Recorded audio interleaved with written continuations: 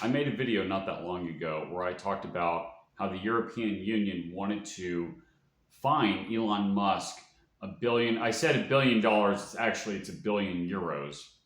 So I misspoke there because he wouldn't sufficiently censor content that people in the EU, the European Union, could see. And obviously, I talked about how, I believe American companies should tell the EU to shove it up their rear ends. We're based in the United States. We believe in free speech. They don't.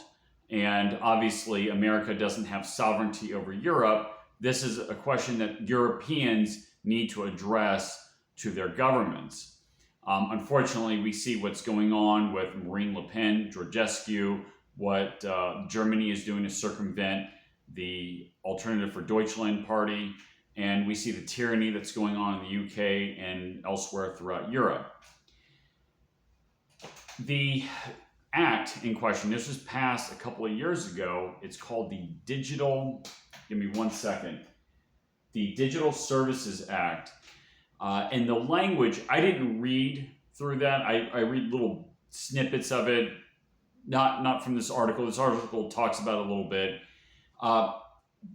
That act is not atypical of European politics. It's European politics, apart from the United States, European politics is more or less state worship. I remember reading Ayn Rand, and she was talking about the differences between Europe and the United States, and she remarked this as well. That act, the Digital Services Act, is vague. It says that that people that monitor content needs to keep in mind whether something can produce what they call "quote unquote" dark patterns, or in other words, misinformation, what the European Union deems as misinformation, whatever content that they think is inappropriate. And you notice that this is vague, and it's supposed to be vague.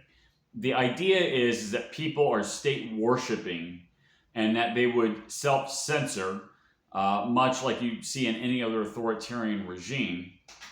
So we have to think about this. As Americans, we need to think about, okay, we are the principal member of a defense pact that defends Europe.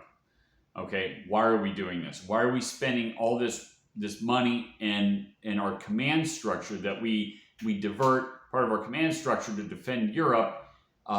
Americans on the grassroots level in the new Republican Party, the MAGA Republican Party, needs to ask this question.